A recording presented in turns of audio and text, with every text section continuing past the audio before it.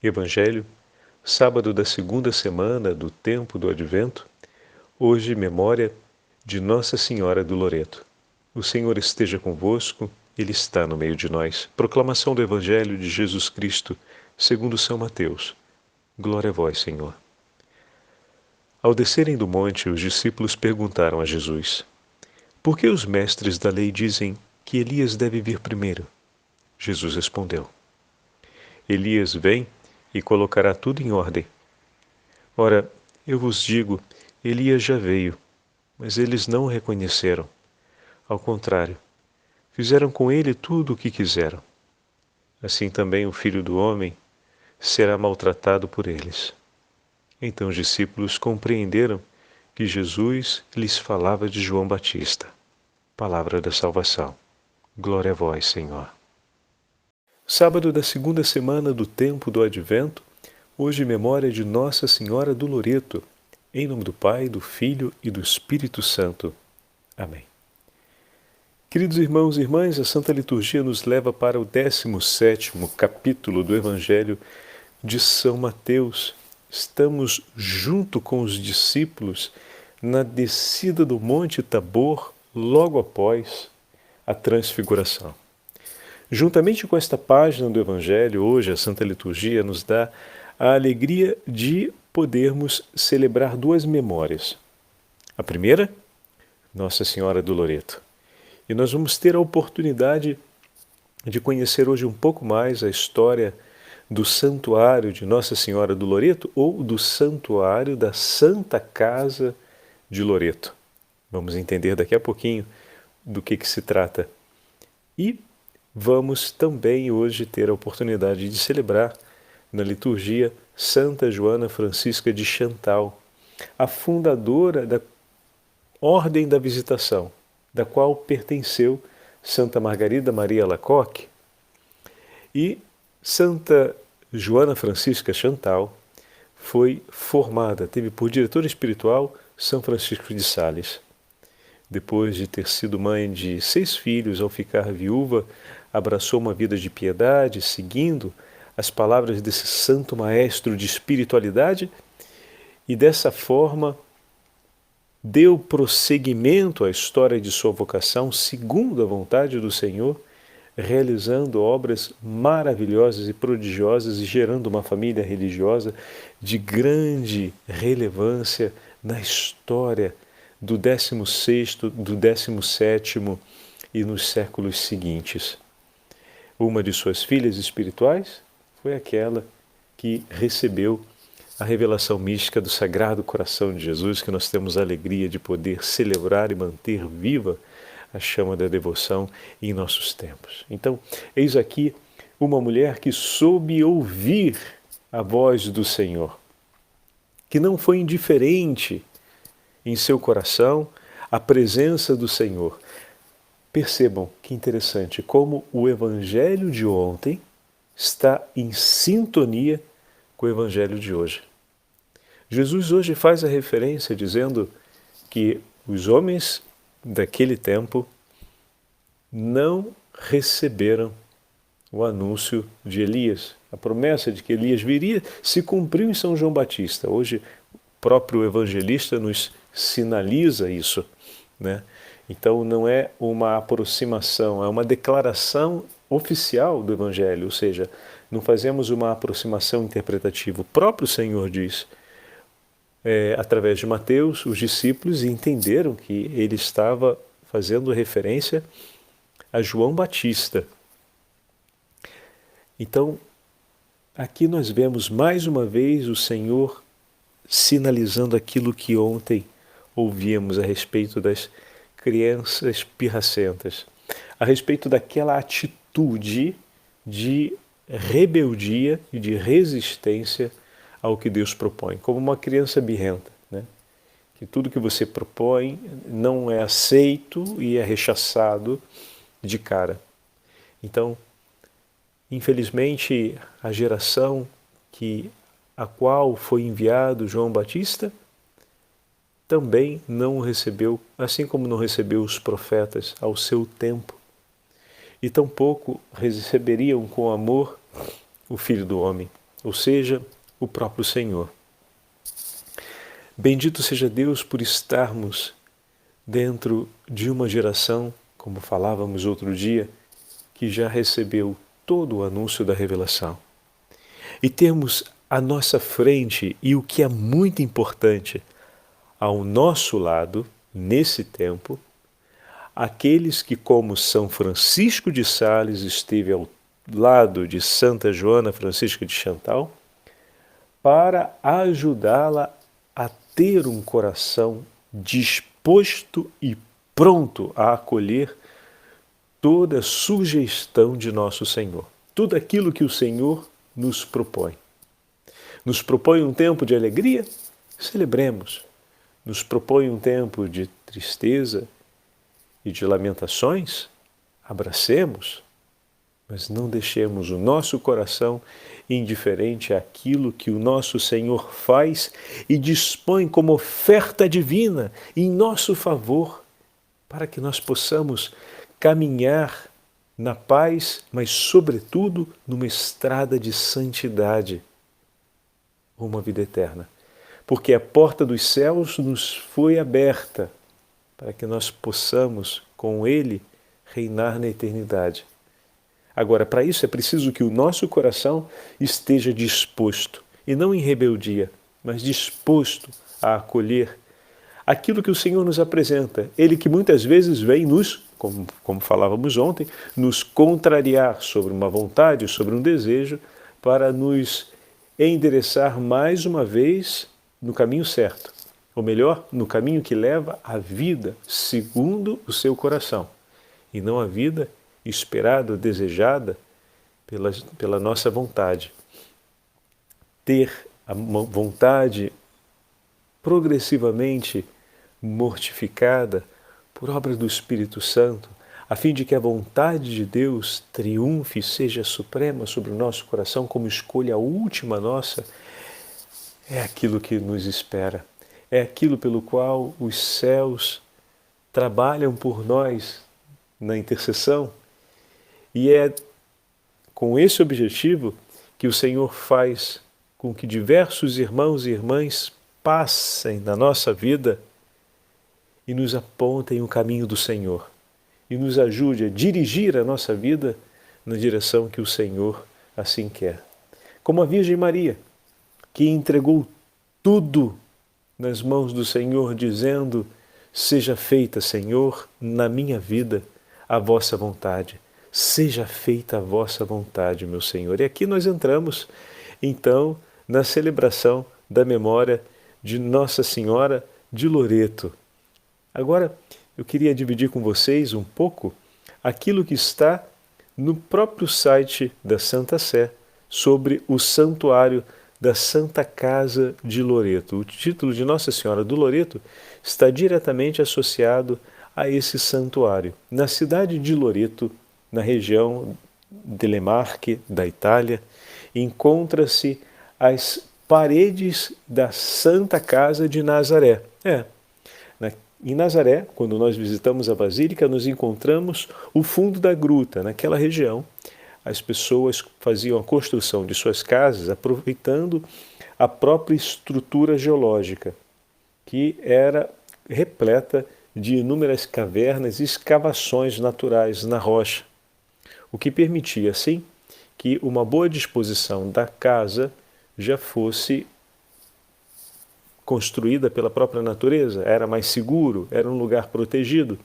Então, normalmente se aproveitava o fundo de pequenas concavidades na região rochosa e se fazia ali depois o complemento para aquilo que entendemos hoje como sendo uma casa, né? Ou seja, uma das paredes era o fundo da pequena gruta ou da pequena caverna. Nesse caso, se nós queremos ter uma imagem, seria mais ou menos como a nave de uma igreja nossa. O que é a nave da igreja, padre? É onde estão os bancos principais e onde tem um presbitério. Ou seja, onde fica o altar, o lugar onde senta o sacerdote, que se chama sédia. Muitas vezes nós olhamos nas nossas igrejas e vemos um retângulo perfeito, né? Porque o fundo ele é reto. Nas igrejas antigas, quando nós entramos, nós vemos o fundo em forma de arco, que é um estilo de construção antigo. Não tem a ver com a Casa de Loreto. Uso apenas como referência para a gente ter uma ideia do que é, do ponto de vista espacial, a construção ou o que era a casa em Nazaré. Então era um fundo de uma pequena gruta que era aproveitado e na parte de fora do que seria a linha de entrada dessa gruta se construíam então 3 paredes, uma de um lado, outra de outro e uma terceira que juntava as duas, né? Como se fosse uma casa em que a gente tira uma parede e coloca no lugar dessa parede uma grutinha. Então você pega a casa, você tira uma parede e encaixa essa casa na entrada de uma gruta e pronto. Você tem uma casa tipicamente palestinesa da época de nosso Senhor Jesus Cristo, como eram as casas em Nazaré. Então é esse contexto que a gente tem, né?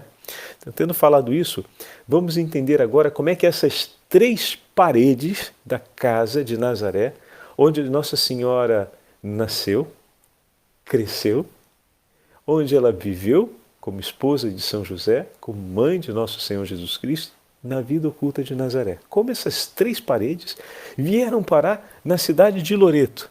A cidade vai receber o nome depois, né? Ou melhor, o santuário vai adquirir o nome de Loreto. Nós vamos entender agora, ouvindo um pouco a história. O Santuário Pontifício da Santa Casa de Loreto está localizado na região de Le Marque, a uma curta distância do mar, do porto da cidade de Recanati. A Santa Casa fica dentro da Basílica construída em 1469, entre 1469 e 1587, quase 100 anos, para a construção dessa basílica. Então, assim como, por exemplo, em Assis, a Igreja da Porciúncula está dentro da Basílica de Santa Maria dos Anjos, porque a Basílica foi construída para acomodar no seu interior a Igreja da Porciúncula, também o Santuário de Nossa Senhora do Loreto foi construído para acomodar no seu interior a Santa Casa de Nazaré. A Santa Casa de Nazaré vai ser a relíquia, naquele momento histórico, mais importante dos sítios arqueológicos históricos dos cristãos que se encontrava fora da Terra Santa, né? Todas as demais relíquias, a cruz do Senhor, os cravos, a coroa de espinho, aquelas encontradas por Santa Helena, elas são relíquias, obviamente, da Terra Santa, de grandíssima relevância, mas relíquia arqueológica, ou seja, de espaço arqueológico próprio ligado a Nosso Senhor fora da Terra Santa, é a Santa Casa de Loreto. E nisso nós já entendemos a grande relevância que essa relíquia terá ao longo da história do cristianismo. Agora, como é que ela foi parar lá exatamente nesse período, né? Que é o período de 1291. Nós vamos entender já já. Estamos falando do 1400, mas por quê? No 1400 foi feita essa grande basílica para proteger as relíquias. É construído por 3 paredes. A Santa Casa é construída por 3 paredes, que segundo a tradição antiga,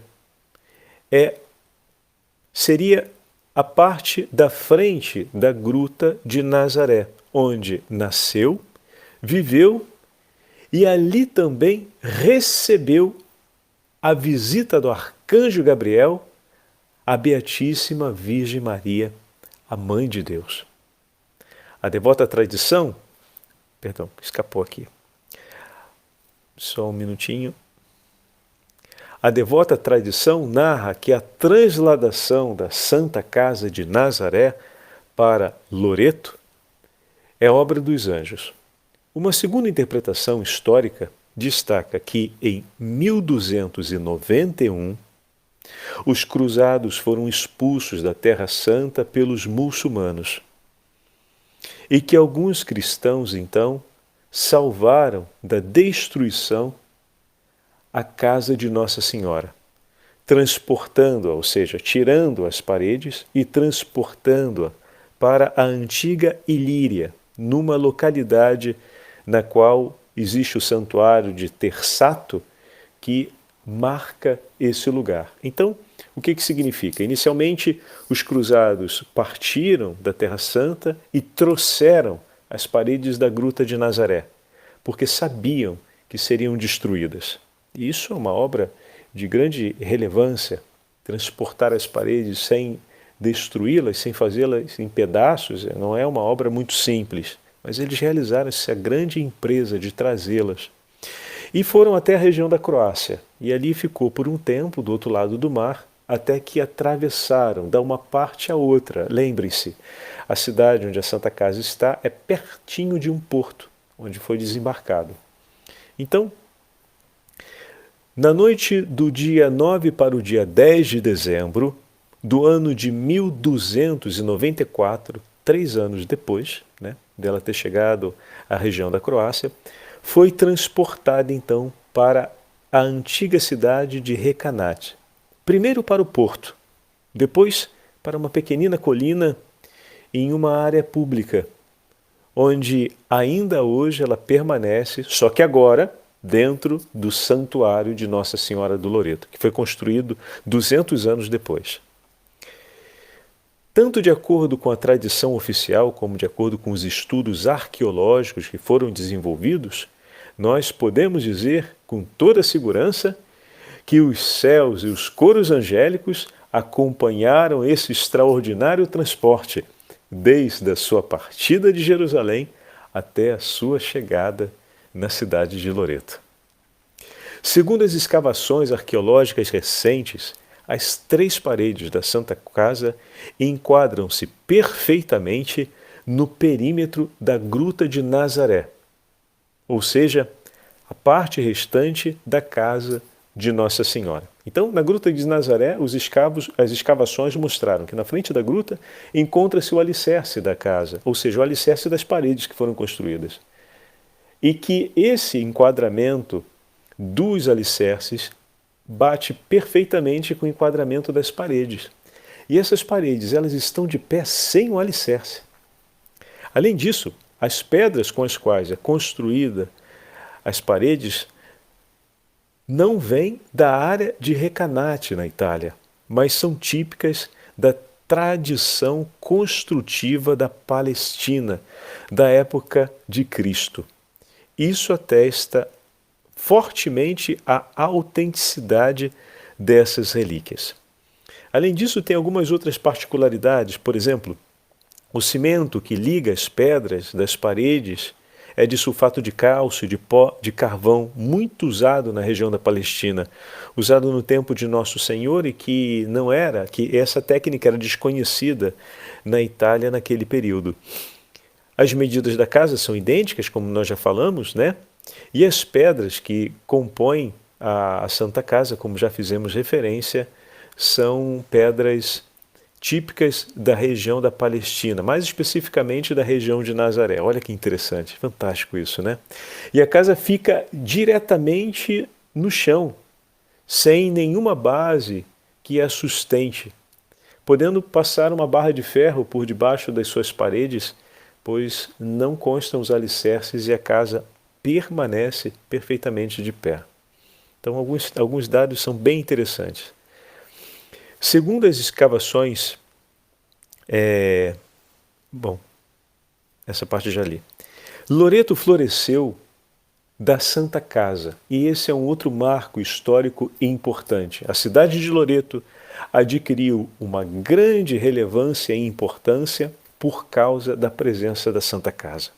Antes de sua chegada, não havia absolutamente nenhum traço de relevância histórica sobre a cidade. Foi a famosa relíquia que atraiu muitos peregrinos até a cidade de Loreto, em busca de graças e bênçãos. Os primeiros a serem levados àquelas paragens, para dentro das paredes da Santa Casa de Nazaré, foram os enfermos. Muitos homens e mulheres que sofriam do corpo e da alma e que receberam curas miraculosas dentro daquele espaço.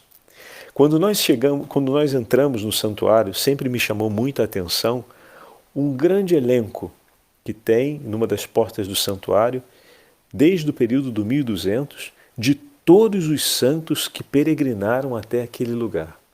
Com peregrinações que foram registradas, ou seja, não foram apenas peregrinações do ponto de vista pessoal, aquele santo que fez aquela escolha de fazer um caminho de espiritualidade andando para visitar o santuário, mas peregrinações oficiais, o que significa dizer que eram peregrinações que constavam com a presença de inteiras comunidades religiosas, peregrinações que eram dentro do programa das grandes peregrinações penitenciais de muitas famílias e ordens religiosas, né?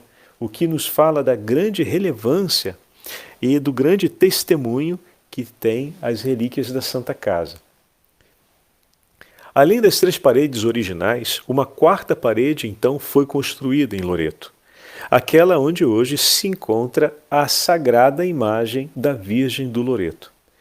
A estátua que hoje está presente dentro do santuário foi colocada no ano de 1921, depois de um grande incêndio em 1922, depois de um grande incêndio que aconteceu no ano precedente, 1921, que destruiu boa parte do santuário, mas manteve em perfeito estado a casa, a Santa Casa. Mas o que tinha dentro foi destruído, né? Foi queimado.